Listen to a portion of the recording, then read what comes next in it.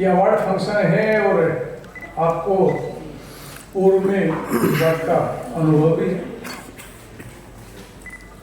जब भी अवार्ड किसी को दिया जाता है वो उसके कार्यों के लिए दिया जाता है। इस विशेष कार्यक्रम में आप सुदूर क्षेत्र भारत की पवित्र भूमि के विभिन्न प्रांतों से भाई भगनी माताएं बहनें भाई बंधु सभी आए हैं। मंच के ऊपर नेगी साहब का बड़ा राजनीतिक क्षेत्र में कार्यकाल रहा है। उत्तराखंड से प्रतिनिधित्व रहा है। पहले उत्तराखंड उत्तर प्रदेश का हिस्सा होता था। आज उत्तराखंड अलग मुख्यमंत्री हैं, अच्छी सरकार चल रही है, अच्छा वहाँ का कार्य रहा है। किसी भी क्षेत्र के अंदर दीवारें खींचने से, चाहे वो राष्ट्र है या परिवार है, कभी अलग नहीं होता। चाहे वो हिंदुस्तान, पाकिस्तान, बांग्लादेश, अफगानिस्तान के बंटवारे हुए या महाभारत काल में भीष्म पितामह और सभी लोगों ने मिलकर के कौरवों और पांडवों को अलग अलग राजधानी बनाने में बंटवारा हुआ था। आज ये दिल्ली, इसका नाम इंद्रप्रस्थ होता था, खांडव वन था उससे पहले। यहाँ महाराजा युधिष्ठिर ने शासन किया है और हस्तिनापुर मेरठ के अंदर वहाँ दुर्योधन युवराज थे। लेकिन वो बंटवारा इसलिए हुआ था शांति स्थापित हो जाएगी। लेकिन क्या बंटवारा करने से शांति स्थापित हुई? नहीं हुई। दूसरा उदाहरण भारत का रहा। बंटवारा इसलिए हुआ था धर्म के आधार पे कि चलो शांति हो जाएगी, लेकिन क्या शांति स्थापित हुई? नहीं हुई। इसलिए भारत के अंदर पवित्र भूमि के अंदर रहने वाले सभी लोगों को इस बात का एक एहसास होना चाहिए।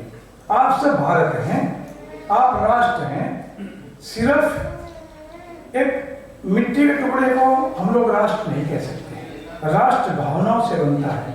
सरकारें आती रहती है, जाती रहती है, किसी की भी सरकार रही हो, व्यक्ति जब तक सत्ता में रहता है तब तक उसकी कुछ और तरह की भूमिका रहती है। सत्ता से उतरने के बाद कुछ भाव बदलते हैं, रहने के कुछ और भाव होते हैं। लेकिन सत्ता में रहे या ना रहे, भाव एक जैसे होने चाहिए। और भाव भी किस प्रकार का?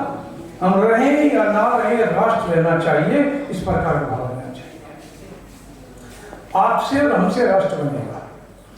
आज संजय गुप्ता जी यहाँ पे हैं, सरकारी प्रशासन में हैं अभी। लेकिन मैं आपको फिर यही बात कहा, हम लोग सत्ता में आज हमारी सरकार है, बड़ी मजबूत सरकार भारत के अंदर हम लोग दे रहे हैं। अभी कई राज्यों में सरकारें बनाई है। बिहार का ताजा ताजा उदाहरण है किस तरह की जीत हुई है भारी। लेकिन फिर मैं ये बात कहता हूँ, सरकार में रह करके बहुत ज्यादा महत्वाकांक्षा है, बहुत ज्यादा अच्छा काम हो या मैं बहुत ज्यादा श्रेष्ठ हूँ, उसके अलावा मानवता, राष्ट्र, अपनी परंपराएं, रिश्तों की मर्यादाएं, सामाजिक समरसता, सामाजिक सद्भाव, कुटुंब प्रबोधन, ये चीजें हमारे अंदर आनी चाहिए। खान पान का ज्ञान हो, परिवार के अंदर जो रिश्तों की मर्यादाओं का टूटन आया है, माँ की मर्यादा, बहन की मर्यादा, भाई की मर्यादा, भाभी की मर्यादा, साले की मर्यादा, साली की मर्यादा, समधी की मर्यादा, समधन की मर्यादा, ये मर्यादा ही थी हमारी। आज उन मर्यादाओं की कहीं न कहीं जब हम प्रवास पे जाते हैं तो कभी दिखाई देती है। हमें अपने रिश्तों की मर्यादाएं बना के रखना चाहिए। बड़ा भाई, छोटा भाई, चाची और ताई, आज कई बार ऐसी विडंबनाएं होती है, देखने को मिलती है। अगर किसी बच्चे को कह देते हैं बेटे अपने ताई को बुला के लाओ, तो उसे ताई का मतलब नहीं पता लगता, उसे आंटी कहना पड़ता है। आंटी को बुला के ला जो हर के सारे कहते उसको बुला करके। इसलिए जब ताई का शब्द कहते हैं तो समझ में आती है कि मेरे पिताजी के बड़े भाई की पत्नी है, तो ताई कहते हैं। चाची का मतलब है पिताजी के छोटे भाई की पत्नी है चाची, तो मतलब क्लियर होता है। आंटी का तो मतलब क्लियर नहीं होता।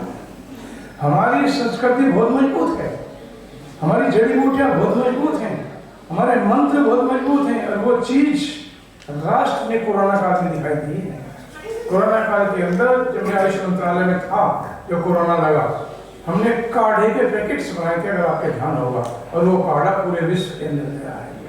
सारी चिकित्सा उस दौरान फेल हुई, सारी औषधि फेल हुई, और यहाँ तक का हुआ कि अगर पिताजी की डेथ होगी कोरोना में तो बाप ने उसको, बच्चे ने हाथ नहीं लगा, उसके पत्नी दूर नहीं उसके पास नहीं, ताकि कि हमें बीमारी जकड़ ना ले। सिर्फ अपना प्राण कैसे जीवित रहे उसके लिए लोग एक लालच रहते थे। और कितना पोल्यूशन खत्म हुआ, हरिद्वार सीन लेके दिल्ली दिखाई दी दूर तक का। अभी 3-4 दिन से देखा कि दिल्ली गवर्नमेंट करेगी पोल्यूशन, दिल्ली में सांस का होटल है। आखिर हम लोग जी कैसे रहे हैं, कहाँ जा रहा है युग, और हम लोग कौन हैं और कर क्या रहे हैं हम? क्या ये सरकार की जिम्मेवारी है? क्या ये जो प्रतिनिधि कर रहे हैं उनकी जिम्मेवारी है, या गवर्नमेंट में अधिकारी उनकी जिम्मेवारी है? हम सब लोगों की जिम्मेवारी है। ये हमारा घर है, ये हमारा परिवार है। जिम्मेवारियां बढ़ती हैं कि कोई कहीं रहेगा, कोई कहीं रहेगा, कोई कहीं रहेगा, लेकिन देश तो हमारा है। जब किसी बेटी की शादी होती है तो जिम्मेवारी बांटी जाती थी। आज तो कह रहे परंपरा चेंज हुई है, होटलों में जाते हैं कि ऊपर हेड तय किया कि 2000 रुपये की थाली है या प्लेट है, इतने लोग आए और शादी करके छुट्टी होगी। लेकिन जब गांव में शादी होती थी तो जिम्मेवारी बांटी जाती थी। तो सब्जी लेके आएगा तो हलवाई का ध्यान रखेगा, तो बनाते हुए स्वागत करेगा, तो उनके कपड़ों का खाट पीने का ध्यान, ये परंपराएं होती थी। आज वो जमाना चेंज हुआ है। हम लोग या हमारी सरकार मॉडर्नाइजेशन के विरोध में नहीं है, बिल्कुल नहीं है। मोबाइल का जो आना चाहिए, इलेक्ट्रॉनिक जो होना चाहिए, तरक्की करनी चाहिए, लेकिन अपनी परंपराओं को साथ लेने के साथ। आज मोबाइल की बड़ी विचित्र पोजीशन है। आगे चल करके जैसा ये नशा मुक्ति केंद्र जगह जगह खुले हुए हैं, भारत के अंदर तो कोई नशा मुक्ति केंद्र होता नहीं था, वृद्धाश्रम होते नहीं थे, कोई वृद्धाश्रम नहीं होता था। जब बुजुर्ग लोग होते थे अपने घर में रहते थे या वानप्रस्थ में जाते थे, वृद्धाश्रम का भारत के अंदर कोई चर्चा होती नहीं थी। नशा मुक्ति केंद्र भारत में होते नहीं थे, लेकिन बनी है ना ये। ऐसे ही आगे चल के भविष्य में मोबाइल के भी सेंटर, एडिक्शन सेंटर खुल जाएंगे, ऐसा कोई दिखाई देता है। 24 घंटे मोबाइल के अंदर लगे रहना, एज का भी फैक्टर खत्म हुआ। बच्चे हैं, बूढ़े हैं, कोई भी अपना मोबाइल पे लगे रहते हैं, उससे उसका नुकसान होता है। एक मर्यादा है, एक सीमा है, इसके लिए काम है करने की नहीं। मेरा ये कार्य है, बातचीत कर ली तो अलग रख दिया, लेकिन उसके अंदर 24 घंटे लगे रहना कई बार देखते हैं। और यहाँ तक का हुआ कि रोड पे चलते चलते भी लगते रहते थे, एक दूसरे में टकरा जाते हैं। तो हम लोगों को संस्कार और ज्ञान नौकरी या आजीविका का आधार नहीं बनना चाहिए। ये बात थोड़ा सा अटपटी लगेगी। डिग्री नौकरी या आजीविका का आधार नहीं बनना चाहिए। हमारी डिग्री ज्ञान का आधार बनना चाहिए। ऐसे कई उदाहरण हैं जो अनपढ़ लोगों ने भी बड़ी बड़ी इंडस्ट्री चलाई है, और पढ़े लिखे लोग कई बार नौकरी नहीं लग पाई। ऐसे कई उदाहरण हैं। लेकिन इस राष्ट्र के अंदर या ज्ञान है, डिग्री नहीं, या डिग्री है वह ज्ञान नहीं, और दोनों है तो संस्कार नहीं। संस्कार विहीन डिग्री राष्ट्र के अंदर भ्रष्टाचार का कारण बनेगी और बन गई। जिनको आप रिश्वत के रूप में कहते हैं कि अमुक अधिकारी के पास गया था, फाइल पास करानी, इससे पैसे मांग लिए, रिश्वत ली। ये वो लोग हैं, ये उन्होंने, उनकी मां ने, उनके बाप ने डिग्री तो दी, संस्कार नहीं दिए। जितनी तनख्वाह ली उस हिसाब से काम करना, काहे के लिए मुझे कार्य करना है, लेकिन वो करता नहीं। इसलिए हम कहते हैं संस्कार देना बहुत जरूरी है, और वो माँ से स्टार्ट होता है। माँ को कहना चाहिए बेटा ये कार्य गलत है, मुझे नहीं करना, उसके अंदर वो डालना चाहिए, तब जाकर के राष्ट्र बनेगा। सिर्फ एक आदमी से राष्ट्र नहीं बनता। ये बातें सब मैं आपको इसलिए कह रहा हूँ कि आज ये अवार्ड फंक्शन विकास जी कर रहे हैं, इतने महत्वपूर्ण श्रेष्ठ लोग में भी बड़ा महत्वपूर्ण समय होता है, क्योंकि कहीं ना कहीं कुछ न लगाया रहता है जीवन के अंदर। राजनीतिक जीवन में काफी तरह की उठापटा कर लिए चलता रहता है, काम भी बहुत रहता है, इतना बड़ा देश है। तो संजय जी है, नेगी साहब है, सारे श्रेष्ठ लोग हैं, अलग तरह का जीवन है, आपके बीच में है।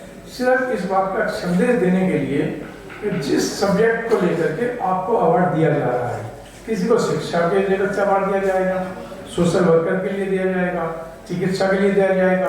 जैसा वकील साहब से परिचय हुआ, ये बहन जी आई, यदि ज्योतिष को चिकित्सा के साथ जोड़ना चाहिए। तो जिस लाइन में जिस व्यक्ति को जो अवार्ड दिया जाएगा, वो मात्र घर के अंदर सजावट का रूप, या मैंने एक रूम बनाया, मेहमान मेरे मित्र और दोस्त वहां आकर के अवार्ड को देखेंगे और मेरी उस श्रृंखला श्रेष्ठता बढ़ेगी, यार इसको भारत के अंदर काफी अवार्ड मिले इसलिए व्यक्ति श्रेष्ठ है। इस सीमा को मानते हुए इससे अलग उठ करके अपने कार्य को, जिस कार्य के लिए मुझे अवार्ड दिया गया, उस कार्य को बहुत ज्यादा बढ़ाऊं और दूर तक लेकर के जाऊं। एक व्यक्ति को दूर तक नहीं लेकर, चाहे वो ज्योतिष का कार्य है, शिक्षा का कार्य है, चिकित्सा का कार्य है, सोशल वर्क का कार्य है, ये सबको करना चाहिए, लेकिन उसको मैं करूं और को भी प्रेरणा दूं। जब कोई पेड़ खड़ा होता है, पौधा बनता है, वो उसकी मर्यादाएं आगे चल करके गिर जाएगा, उस पौध को आगे पौध लगानी चाहिए ताकि विचार जिंदा रहे, विचार जीवित रहना चाहिए। किस प्रकार का विचार हो? अभी हमने यहां दीप प्रज्वलित किया, दीपम ज्योति परम ज्योति का मंत्र शुरू किया और जूते निकाल करके दीपम ज्योति परम ज्योति बोला, प्रयास किया एक तिल्ली जला करके सारे दीपक जलाए जाए, जितने दीपक हों उतनी तिल्ली नहीं जलाएंगे, एक तिल्ली जला करके दीपक से दीपक जला करके श्रृंखला तैयार करनी, इस तरह का भाव पैदा करना, जाति के भेद से दूर हटना, गरीबी अमीरी के भेद से दूर हटना, हम लोगों को राष्ट्र सर्वोपरि और जो विचार देते हैं उसको जीवित रखना। संघ ने 100 वर्ष पहले विचार दिया, मानव निर्माण, व्यक्ति निर्माण, राष्ट्र निर्माण, बस आज वो विचार चल रहा है। कितने सारे संघ के लोग, स्वयं सेवक और प्रचारक आज धरती पर नहीं है, लेकिन विचार उन्होंने नहीं दिया, विचार जीवित रहा। इसलिए ये भी विकास जी का विचार है कि भारत के इतने सारे लोगों को बुलाया और काफी सारे फ्लाइटें कैंसिल हो गई यार, क्योंकि ये पहले क्राइसिस हुआ है इंडिगो का, आपको सारा पता ही है। कुछ बहुत ज्यादा बुद्धिमान लोग देश के अंदर हो गए, लेकिन सरकार ने उन सब लोगों को बुला करके और उनको सही समझाने का प्रयास किया, समझाया भी गया है। वो कुछ लोगों की थी गलती, उन्होंने एक्सेप्ट भी किया, कुछ ने नहीं किया, लेकिन गवर्नमेंट ने उनको बुलाया है, तो बुला करके अच्छी तरह से समझाया भी है कि इसकी पुनरावृत्ति देश के अंदर नहीं होनी चाहिए, और कहाँ चूक थी वो पता भी लगा। कितने सारे लाखों की संख्या में लोग वो हो गया, ज्यादा नहीं बोलना ना, कम करना।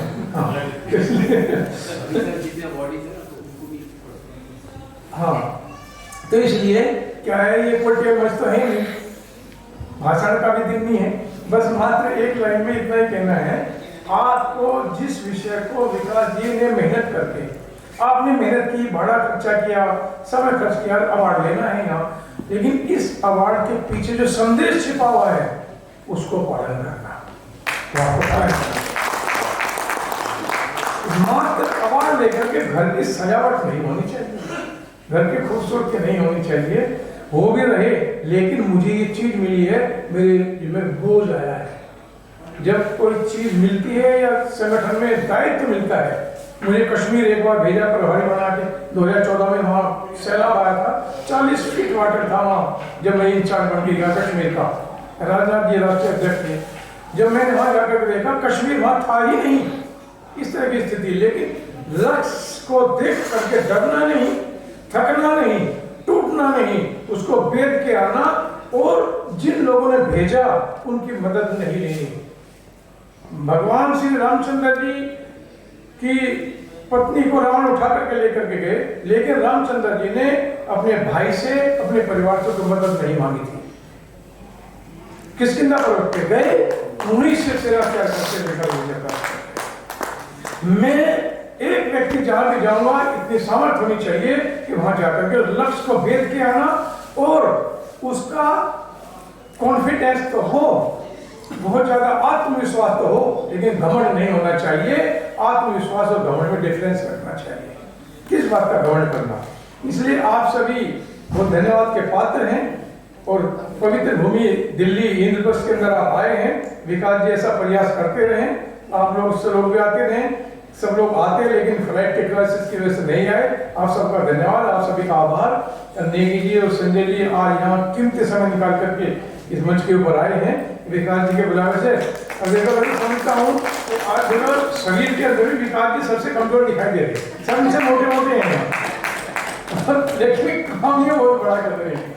ये शरीर कैसा भी हो, गोरा है, काला है, छोटा है, नाटा है, मोटा है, पतला है, कैसा भी है, लेकिन विशाल जीव देना चाहिए। इसलिए विकास जी को परमेश्वर इनका वजन बढ़ाए, इनकी खूबसूरती बढ़े, उम्र भी बढ़ेगी, बहुत ज्यादा मजबूत हो, बहुत ज्यादा लोगों को बुलाए। जय श्री राम। आप सबकी जय, विकास जी की जय, निकी जी की जय, संजय जी की जय, आप सब लोगों की जय।